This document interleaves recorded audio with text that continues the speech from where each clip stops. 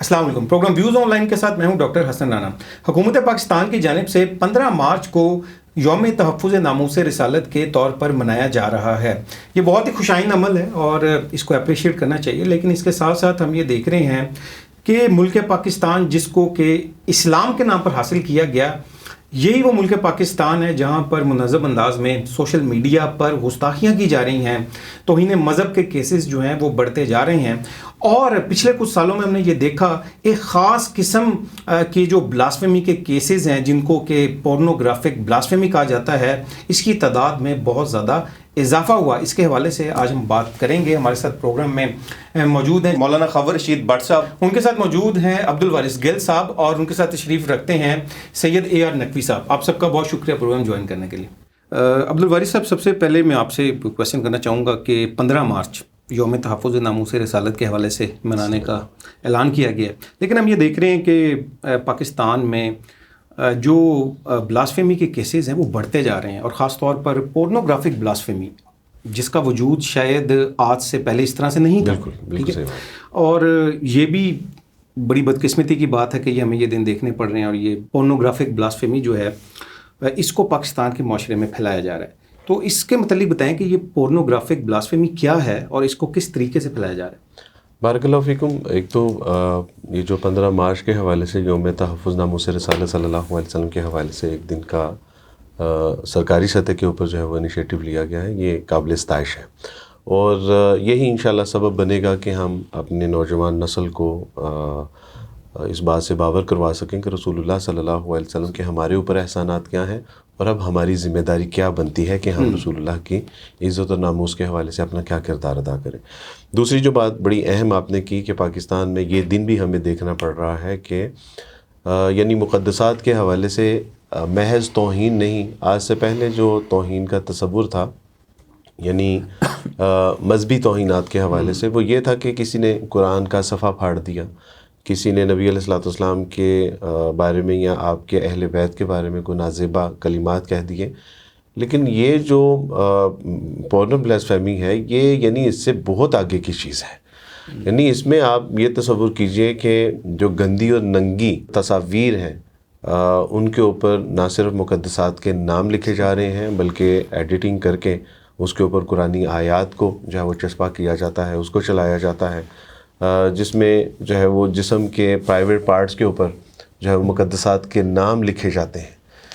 اس سے بھی آگے بڑھ کے آپ دیکھیں کہ جائے نماز کے اوپر نماز کے پوسٹرز بنا کے جو ہے وہ اس کی ویڈیو بنائی جاتی ہے، اور اس کو پھر یعنی ننگے ہو کے ویڈیوز بنائی جاتی ہیں اور سیکشول ایکٹیویٹی کی جاتی ہے، اور اس کو پھر آگے گروپوں میں شیئر کیا جاتا ہے. یہ سب کچھ پاکستان میں پاکستان میں ہو رہا ہے، اور اسٹل ناؤ ابھی تک ہو رہا ہے. اس سے بھی آگے یعنی جس کا کوئی مسلمان تو دور، میں سمجھتا ہوں کہ کوئی غیر مسلم بھی اس کا جو ہے نا وہ تصور بھی نہیں کر سکتا کہ قرآن مجید کے یعنی یہ ماہ قرآن ہے، اور اس ماہ قرآن میں ہم نے بہت اس بات پہ کمپین چلائی، یعنی جو ایک اس لیول کی بلاسفیمی ہو رہی ہے کہ قرآن یعنی اس مقدس کتاب کے اوپر یعنی اپنے جسم کے مختلف اعضاء کو حرکت دے کے اس سے جو مادے کا انزال ہوتا ہے وہ اس کے اوپر گرایا جا رہا ہے. یعنی یہ کوئی تصور بھی نہیں کیا جا سکتا، اور یہ ہو رہا ہے. اور 39 قرآن مجید NCCI میں موجود ہیں، اور وہ بطور ایویڈنس پڑے ہوئے ہیں، اور ہماری بے حسی اس حد تک پہنچی ہوئی ہے کہ ہم ان کو سپیڈی ٹرائل کے ذریعے نہ تو ٹرائل کمپلیٹ ہو رہے ہیں، نہ کیسز آگے چل رہے ہیں، اور دوسرا یہ کہ قرآن مجید ویسے ہی ناپاکی کی حالت میں پڑے ہوئے ہیں، اور ہم اس کا پورا زور لگا رہے ہیں کہ کسی طرح سے اس کے اوپر کوئی شہادتیں لے لی جائیں، کوئی گواہ، کوئی آئی وٹنس لے لیے جائیں، ان قرآن مجید کو غسل دے کے ان کی تدفین کا کوئی اہتمام کیا. یعنی اس نوعیت کی بلاسفیمی ہے کہ جس کا میرا خیال ہے کہ ماضی میں کوئی تصور بھی نہیں کیا جا سکتا تھا.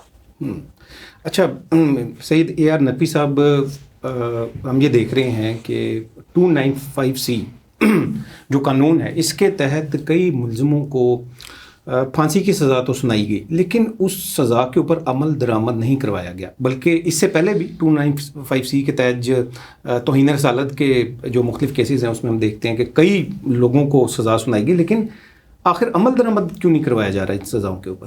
بہت شکریہ آپ کا میرے پروگرام میں دعوت دینے کا.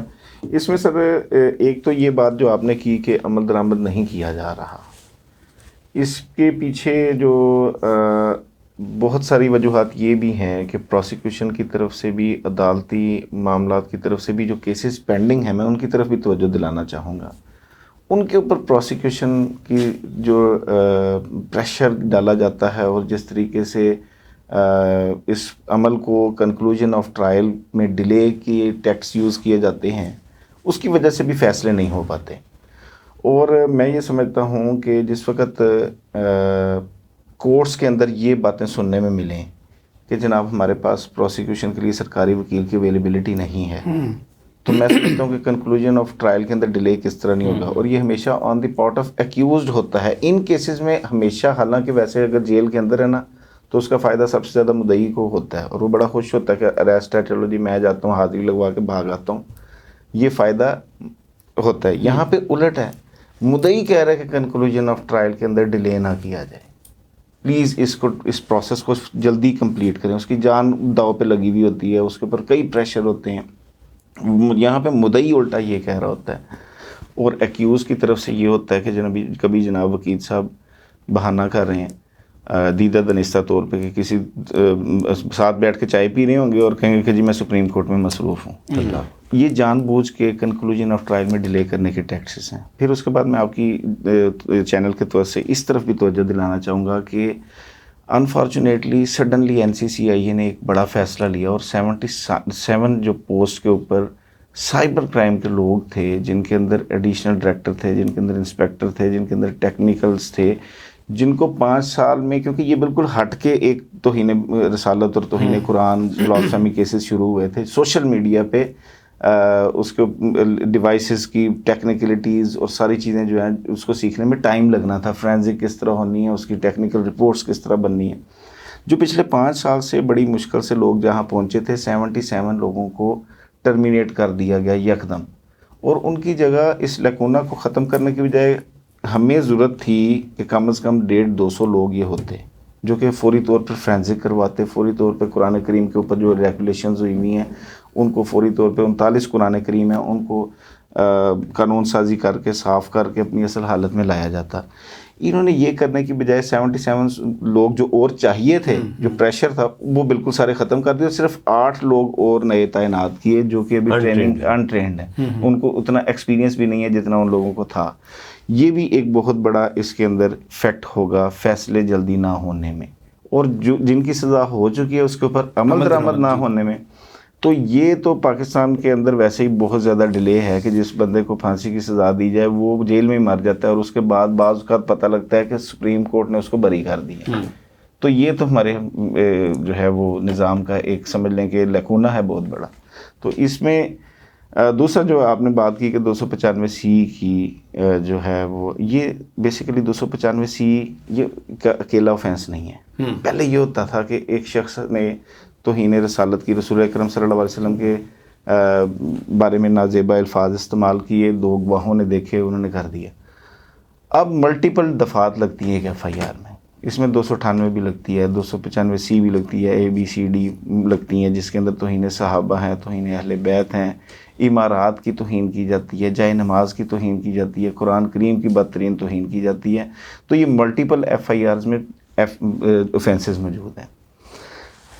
المیہ یہ ہے کہ ان تمام اوفینسز کے ہونے کے باوجود، یعنی پہلے تو صرف یہ تھا نا کہ ایک توہین رسالت کی گئی، اس کی سزا جو ہے وہ موت ہے. اب ان تمام کی سزائیں سیپریٹ دینے کے باوجود فوری عمل درآمد نہ ہونا، میں سمجھتا ہوں یہ قانون سازی کی بہت بڑی کمی ہے. جی اچھا خاور صاحب، ہم یہ دیکھ رہے ہیں کہ یہ جو پورنوگرافک بلاسفیمی کے کیسز ہیں، اس کے حوالے سے جو ہمارے جو مذہبی طبقہ ہے، جو اکابرین بھی آپ کہہ سکتے ہیں انہیں، وہ چند تو کچھ سامنے آئے ان کیسز کے چیلنج سے نمٹنے کے لیے، لیکن ہم یہ دیکھ رہے ہیں کہ مذہبی طبقہ اس طرح سے اپنا کردار ادا نہیں کر رہا ان کیسز کے حوالے سے، اور جس طرح سے لوگوں کو آگہی دینی چاہیے اس طرح سے وہ کام نہیں ہوا. آپ کیا سمجھتے ہیں اس بارے میں؟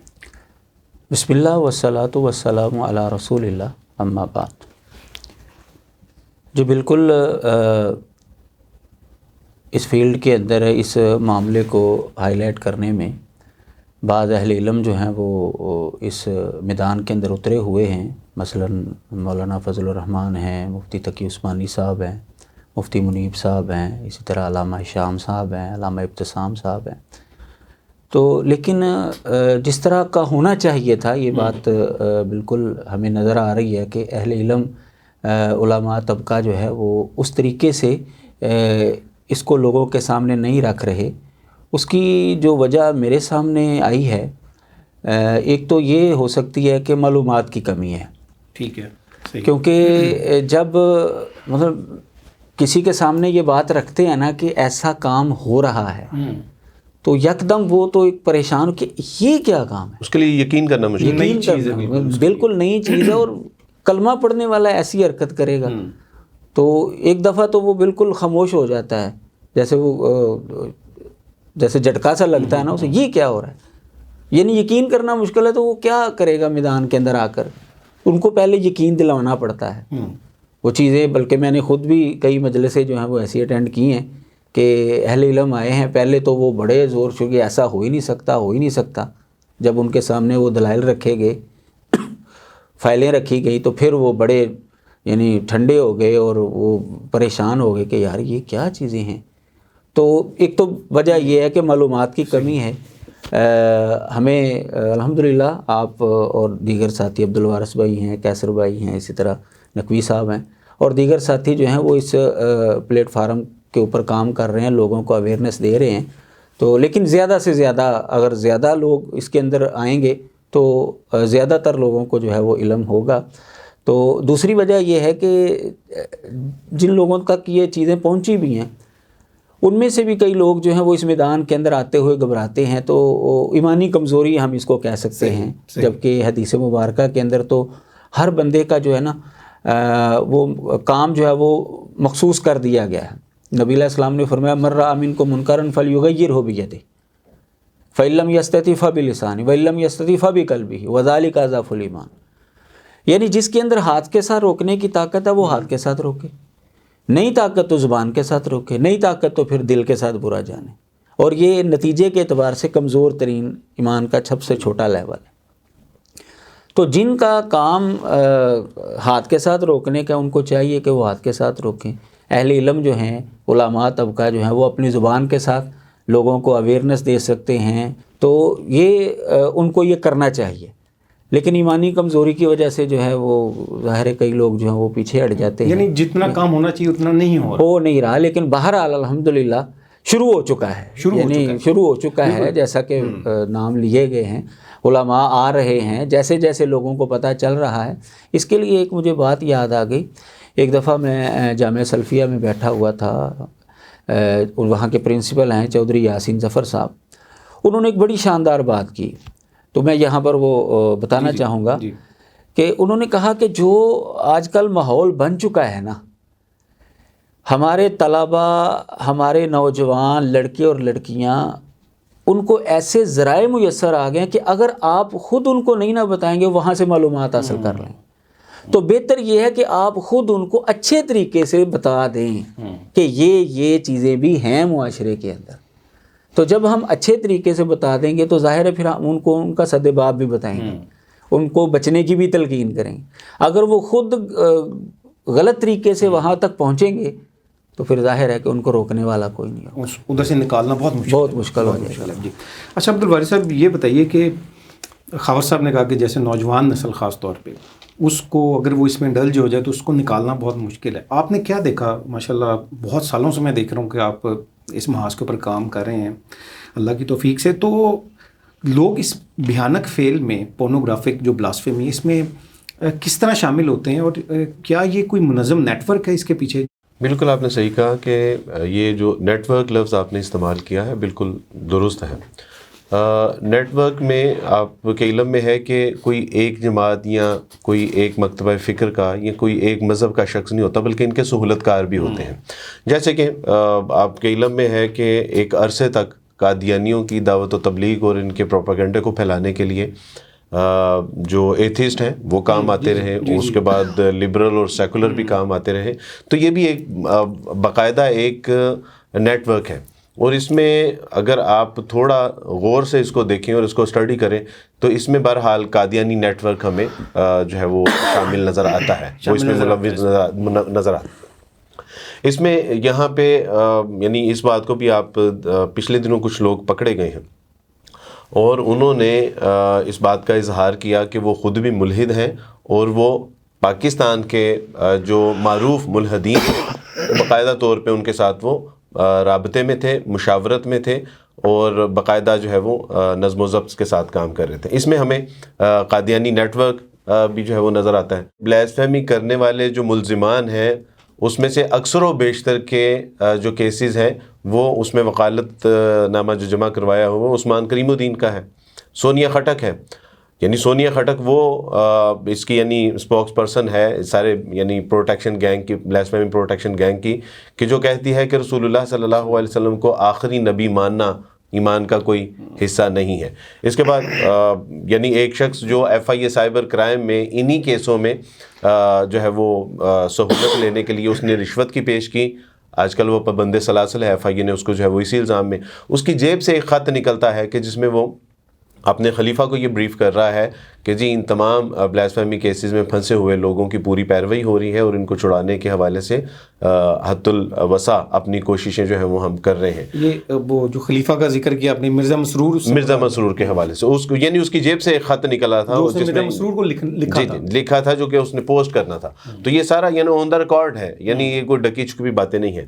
اب آپ ایک چیز بڑی حیران کن ہے وہ یہ آپ یہ دیکھیے کہ بلیسفیمی کی بات ہوتی ہے تو چیخیں جو ہیں وہ قادیانیوں کی نکلتی ہیں، قادیانیوں کے حوالے سے بات کرتے ہیں تو چیخیں بلیسفیمی پروٹیکشن گینگ کی نکلتی ہیں، اور یہ یعنی جو بلیسفیمی کرنے والے ہیں ان کے حق میں سیکولر طبقہ بھی ان کے حق میں بول رہا ہے، ان کے حق میں وہ لوگ ان کے حق میں آواز اٹھا رہے ہیں کہ جو BLA کے حق میں آواز اٹھاتے تھے، ان کے حق میں وہ لوگ بول رہے ہیں کہ جو ہمارے قومی ریاستی اداروں کے حوالے سے جو ہے وہ بولتے ہیں۔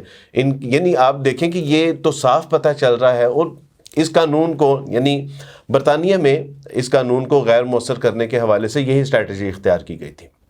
پہلے جو ہے وہ بلیسفیمی کے حوالے سے جو ہے وہ برمار کی گئی، اس کے بعد ان کیسز کی اندراج کے حوالے سے سخت شرائط لگا دی گئیں، پروسیکیوشن کے اوپر جو ہے وہ کنڈیشنز لگا دی گئیں، یعنی انہوں نے کہا وہ آخر کار ہوا یہ کہ کاغذات کی حد تک یہ قانون باقی رہ گیا، باقی امپلیمنٹیشن بالکل زیرو ہو گئی۔ اب آپ ظاہر ہے کہ اتنی آپ کنڈیشنز لگا دیں گے اپنا جو ہے وہ جو FIR ایپلیکینٹ کے بارے میں، تو وہ کہے گا کہ یار میں کہاں پھنس رہا ہوں۔ تو یہاں پہ بھی وہی ہو رہا ہے، اور آپ دیکھیں گے کہ اس قانون کو ختم کروانے کے یعنی اگر آپ ایک جملے میں پوچھیں کہ اس کا مقصد کیا ہے تو مقصد یہ ہے کہ ایک ایسا ماحول پیدا کیا جائے۔ 450 مسلمان بچے اس میں انوالو ہو گئے، یعنی جو پکڑے گئے ہیں، ویسے تو 4500 ایپلیکیشن ہے جو FIA سائبر کرائم میں پینڈنگ ہے، جس کے اوپر ابھی عمل درآمد ہونا ہے۔ اب یہ اتنا ایک میسیو لیول کا جب ایک سچویشن کریٹ ہو جائے گی تو ہوگا کیا؟ یعنی یہ قانون غیر مؤثر ہو جائے گا کہ نہیں ایسے نہیں ہو سکتا، یہ قانون ختم ہوگا، اور اس کا سب سے بڑا بینیفیشری کون ہے؟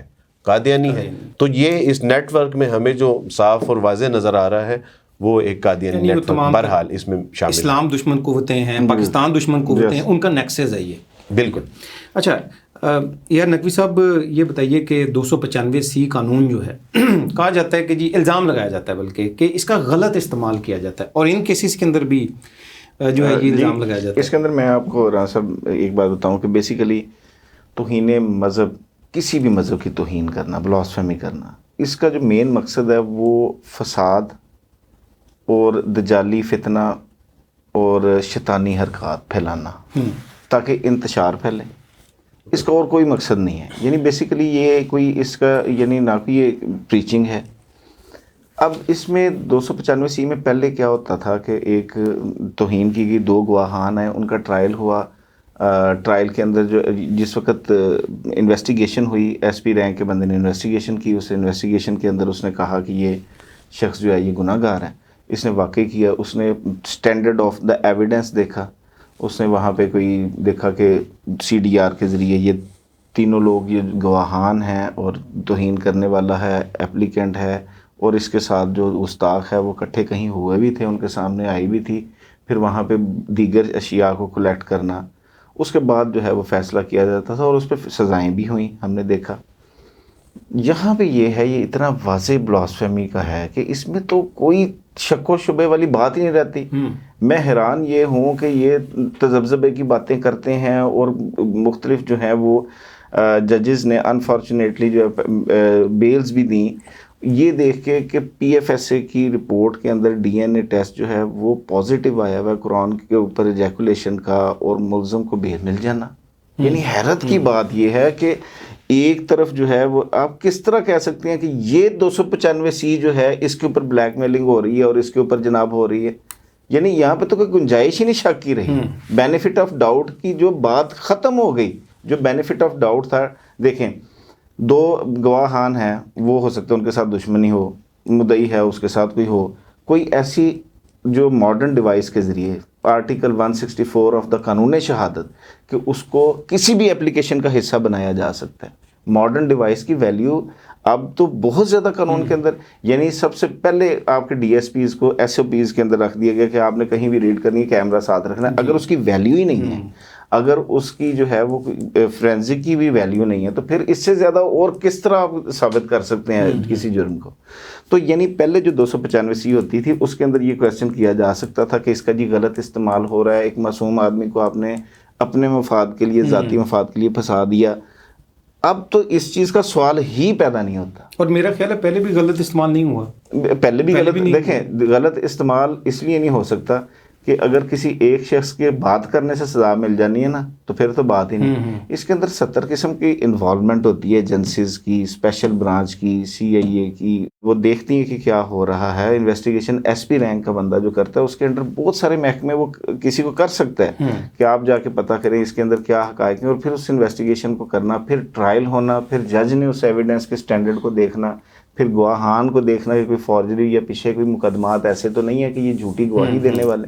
تو یہ سارے سٹینڈرڈ آف ایویڈنس کو چیک کرنے کے بعد فیصلے دیے جاتے ہیں. دوسرا یہ ہے کہ اتنی سپرلیٹو ڈگری کی انویسٹیگیشن اور کسی قانون کے حوالے سے نہیں ہے. بالکل جو SP رینک کا جو آفیسر ہے وہ تفتیش کرے گا. اور آپ دیکھیے، بالکل ایسے. اور یہ قانون ہونا بذات خود ایک بلیسنگ ہے، کیونکہ فرض کریں کہ اگر کسی بے گناہ کے اوپر ایک الزام لگا ہے تو اس کے پاس یہ ایک موقع ہے کہ وہ یعنی اپنے شروع میں ایک جو تحقیقات ہوتی ہیں FIR درج ہونے سے پہلے وہ اس میں اپنے آپ کو بے گناہ ثابت کر سکتا ہے. اس کے بعد وہ لوئر کورٹ میں اپنے آپ کو بے گناہ ثابت کر سکتا ہے. اس کے بعد وہ ہائی کورٹ میں، پھر سپریم کورٹ میں اپنے آپ کو بے گناہ ثابت کر سکتا ہے. تو اس کے پاس 6 مواقع ہیں، اور جب آپ نے یہ قانون ہی ختم کر دیا تو آپ نے تو اس سے اس کا حق چھینا ہے اصل میں، اور وہ اس کو تو کوئی بھی راہ چلتے ہوئے جو ہے وہ اس کی گردن مار دے گا. اس کا کون ذمہ دار ہوگا؟ پھر یہ پروپیگنڈا جو ہے وہ اور زیادہ شروع ہو جائے گا. جی، کہ یہ جو ہے وہ انتہا پسند ہے.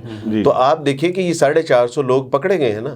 قانون کی بالادستی ہے یہ، قانونی چارہ جوئی کرتے ہوئے ان کو کوئی ایک گملہ تک نہیں ٹوٹا. یعنی اب تو یہ الزام بھی نہیں ہے کہ یہ بڑے جو ہے وہ شدت پسند لوگ ہیں، یہ دیندار طبقہ جو ہے.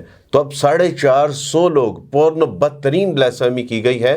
لیکن اگر حکومت کا یہی رویہ رہا، عدالتیں یہی یعنی معاملہ کرتے رہیں، تو پھر تو لوگوں کا قانون سے جو ہے وہ اعتماد اٹھ جائے گا، اور پھر وہی بلڈ شیڈ ہوگا. یعنی نہ ہم بذات خود مسلمان بحیثیت پاکستانی ہم تو اس بات کے متحمل ہی نہیں ہے کہ ایسی کوئی سچویشن پیدا ہو. لیکن تنگ آمد بجنگ آمد، جب آپ انصاف نہیں دیں گے عدالتوں کے ذریعے سے تو پھر کیا کرے گی عوام؟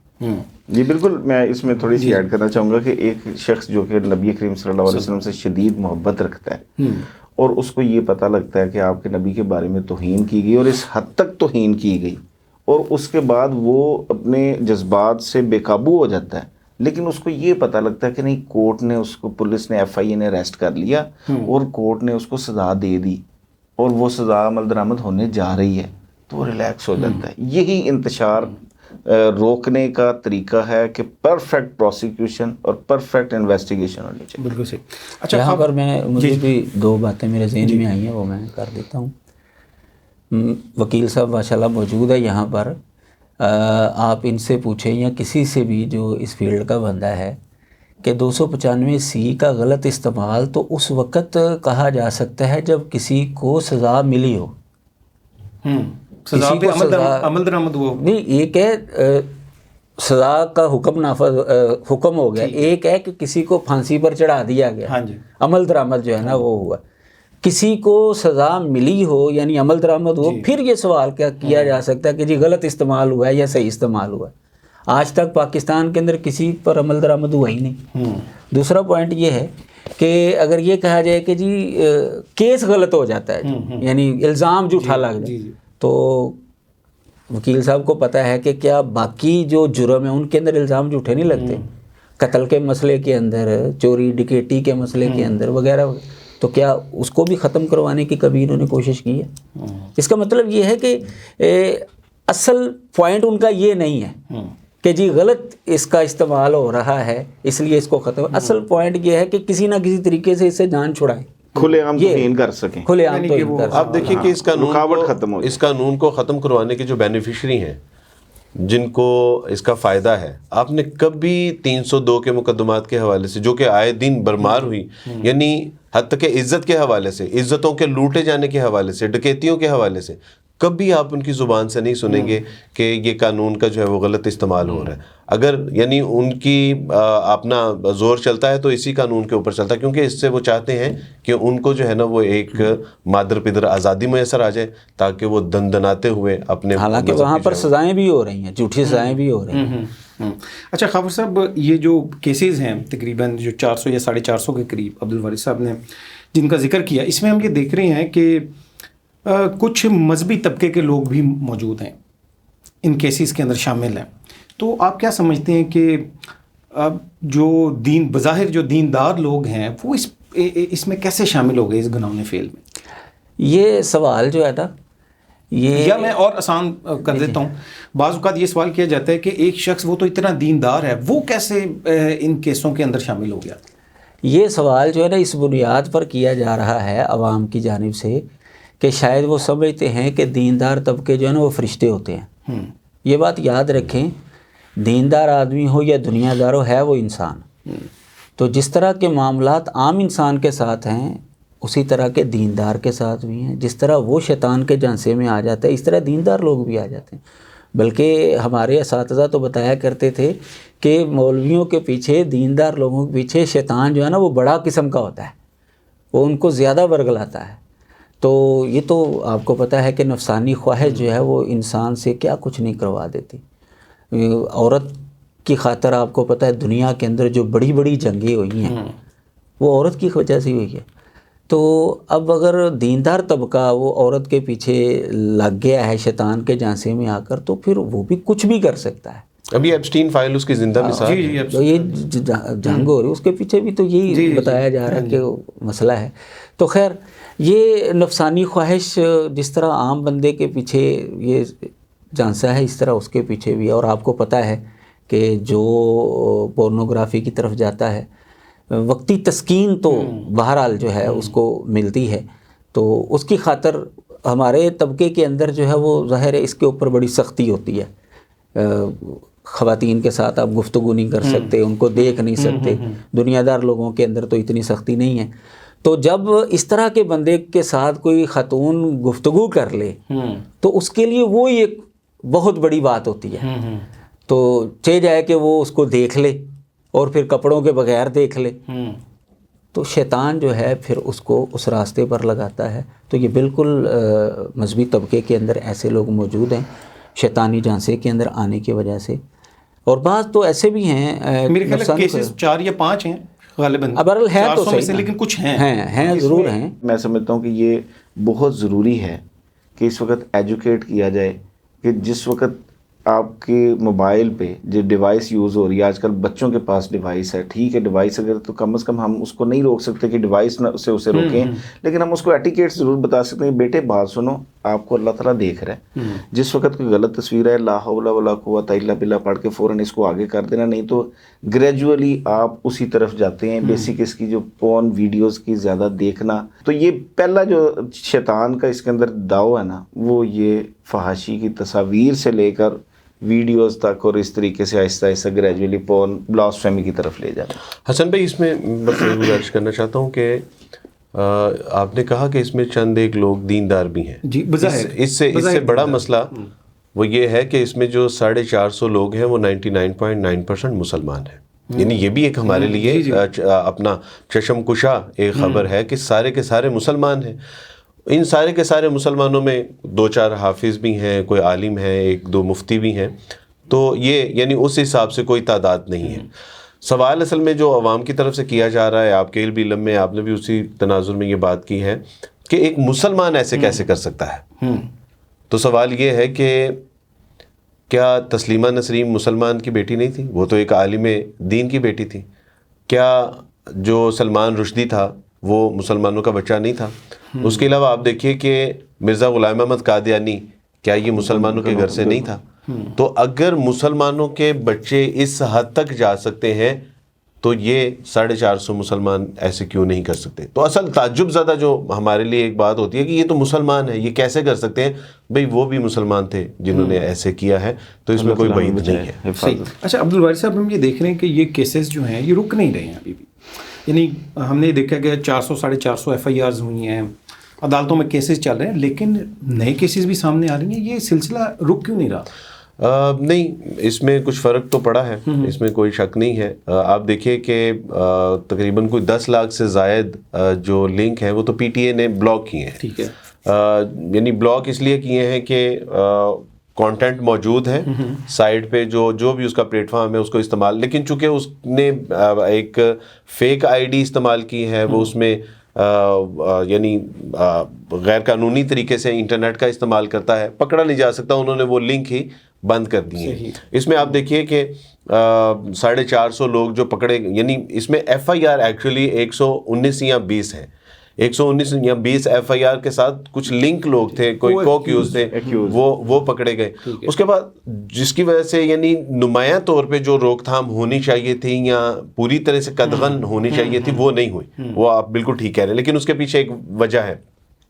وہ وجہ یہ ہے کہ اگر ان کو پکڑوانے والے اس وقت میدان میں ہیں, یعنی جو بلاسفیمیز کے اوپر جو ہے وہ FIR کروا رہے ہیں, ان کو کافر کردار تک پہنچانے میں اپنا کردار ادا کر رہے ہیں, جہاں یہ لوگ میدان میں جو ہے وہ اترے ہوئے ہیں, وہاں ان کے تحفظ کے حوالے سے بہت توانا آوازیں ہیں جو اٹھائی جا رہی ہیں. یعنی ہمارے جہاں آپ کہہ رہے تھے کہ دیندار کیسے کر سکتا ہے, وہاں دیندار طبقہ ہی ان کی پروٹیکشن کے لیے آگے آ رہا ہے, اور وہی ان کے لیے کہہ رہا ہے کہ یہ سارے بے گناہ ہیں. وہی ان کے لیے آواز اٹھا رہا ہے کہ اگر ان سے ہو گئی ہے تو ان کی نیت کو دیکھنا چاہیے. وہی کہہ رہا ہے کہ اگر ان سے ہو گیا ہے تو ان کو توبہ کا موقع دینا چاہیے. اگر ان سے ہو گیا تو کیا ان کی آپ جوانیاں ان سے چھین لیں گے؟ ان کو آپ توبہ کا موقع نہیں دیں گے؟ تو ان کے لیے بہت توانا آوازیں ہیں. جہاں حوصلے پست ہونے چاہیے تھے وہاں حوصلے بلند بھی ہو رہے ہیں کہ بھی ہمارے پیچھے ہمارے جو ہے وہ بڑے بیٹھے ہوئے ہیں جو ہماری.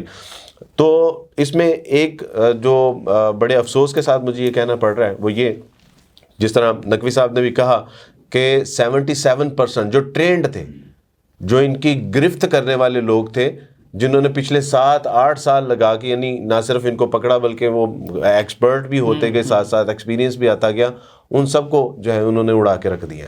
7 لوگ ہیں. لاہور NCCA کا جو ونگ ہے, جو سائبر کرائم بلاسفیمی ونگ ہے, اس میں 3 سے 4 لوگ ہیں. ان کے پاس گاڑی ہے تو پیٹرول نہیں ہے. اگر ان کے پاس ملزمان پکڑنے جانا ہے تو گاڑی نہیں ہے, اگر گاڑی ہے تو پیٹرول ہی نہیں ہے. ان کے لیے اگر انہوں نے ملزم کو پکڑ لیا ہے تو اس کی ٹیکنیکل رپورٹ کروانے کے لیے ان کے پاس بجٹ نہیں ہے. ان کے پاس قرآن مجید کے ایجیکولیشن جو ہے وہ نسخہ ہے کہ جس کے اوپر ایجیکولیشن ہوئی ہے, اس کی فرینزک رپورٹ کروانے کے لیے جو ہے وہ ان کے پاس پیسے نہیں ہیں.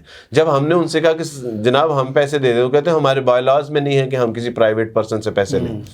تو وہ کہتے ہیں کہ ہمارے پاس یعنی DNA کروانے کے لیے پیسے نہیں ہیں. اور ہم نے کئی ذرائع سے پارلیمنٹ پہ یہ بات پہنچائی, اپنا وزراء اور مشرہ تک یہ بات پہنچائی کہ اللہ کا واسطہ ہے کہ آپ نے یہ جو ایک ادارہ تو بنا دیا ہے تو اس ادارے کے لیے کوئی فنڈ بھی مہیا کر دے تاکہ یہ کھل کے کام تو کر سکیں.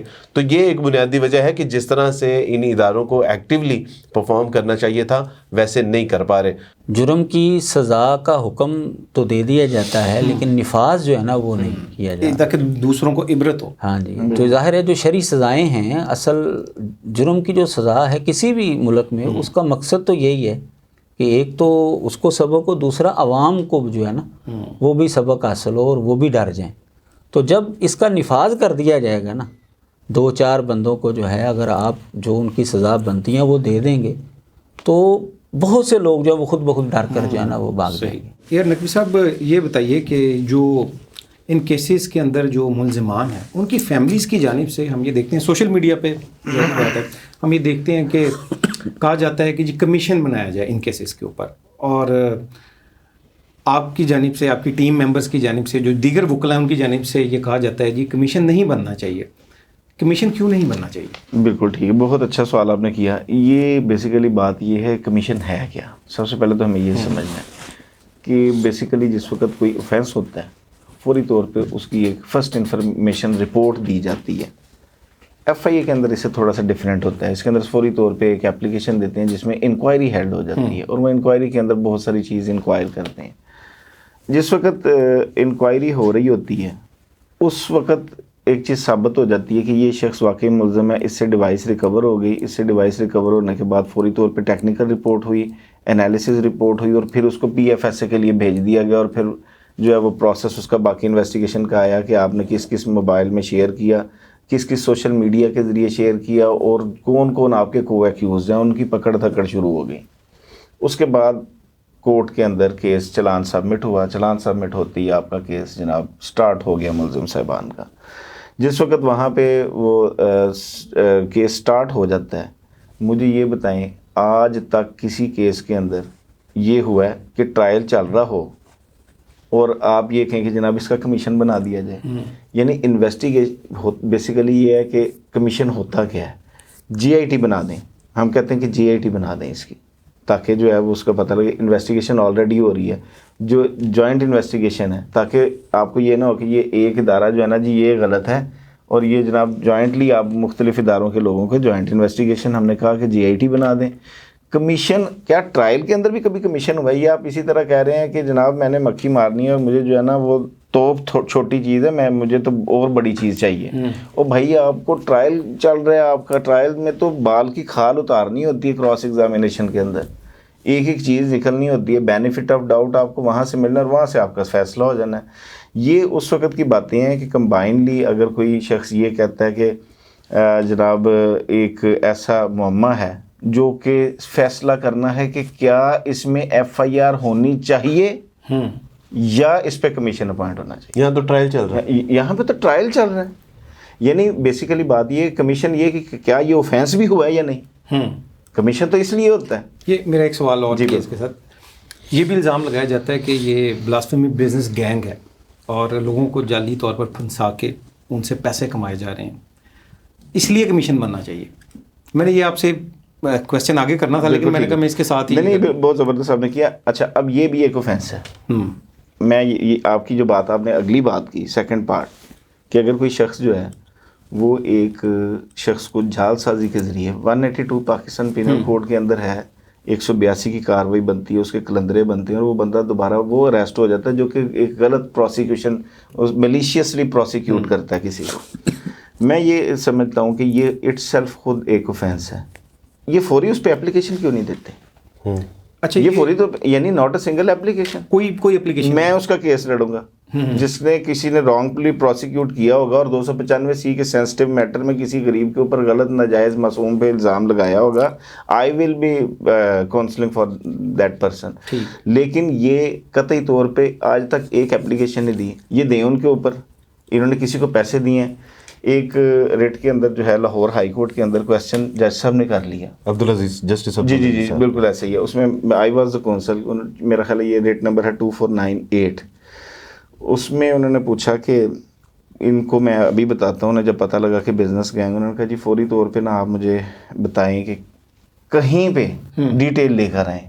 محکموں سے پوچھا کہ ڈیورنگ انویسٹیگیشن کوئی ایسی سٹیٹمنٹ آئی ہو کہ جناب اس بندے کو میں نے غلط فہمی کے طور پہ جو ہے وہ کر دیا. یعنی آپ نے جب پیسے لینے تو پھر چھڑانا بھی تو ہے نا، ٹھیک ہے نا جی.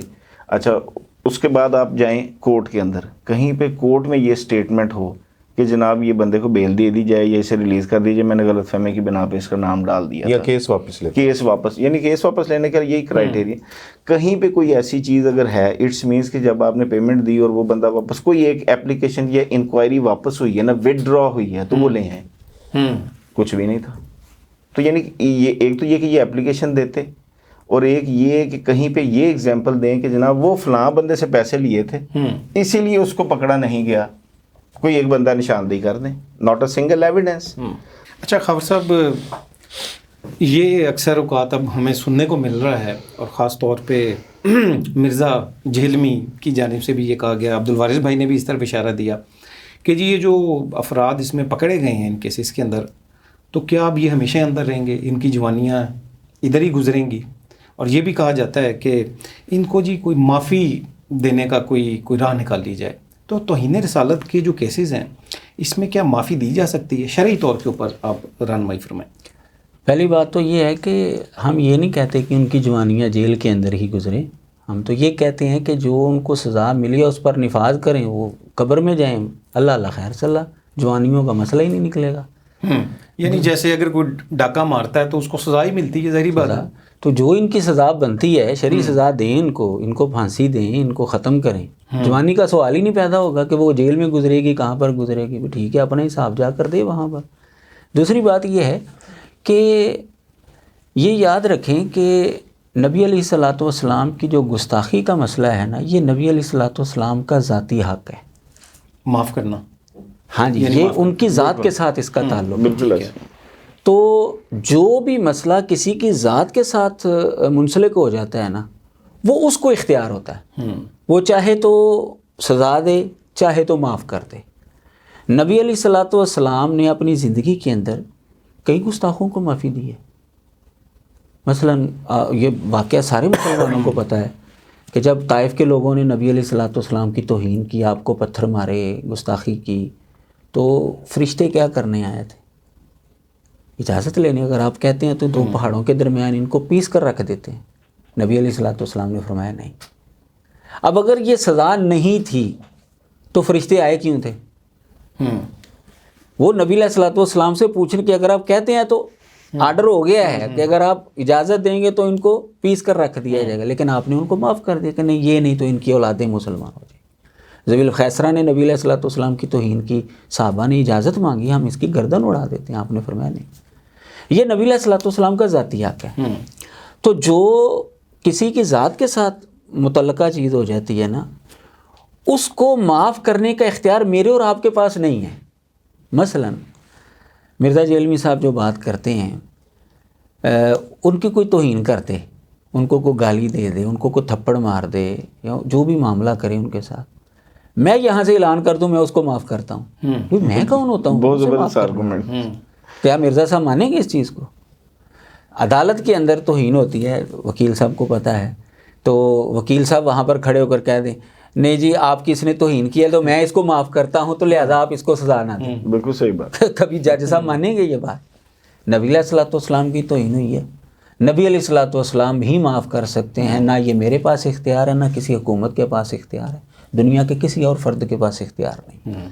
باقی جو مرزا صاحب بڑی عجیب و غریب دلیل دیتے ہیں, جی شرک کی معافی ہو سکتی ہے, فلاں کی معافی ہو سکتی ہے, فلاں کی معافی ہو سکتی ہے, بھائی وہ کسی کا ذاتی حق نہیں ہے. آپ کسی کا ذاتی حق مارے نا تو پھر آپ کہیں کہ جی معافی ہوئی ہے. معافی اس کی بھی ہے, توبہ کرے گا تو اللہ تعالیٰ اس کو معاف کر دے گا, لیکن جو ظاہری سزا ہے, دنیاوی سزا ہے, وہ تو اس کو ملے گی.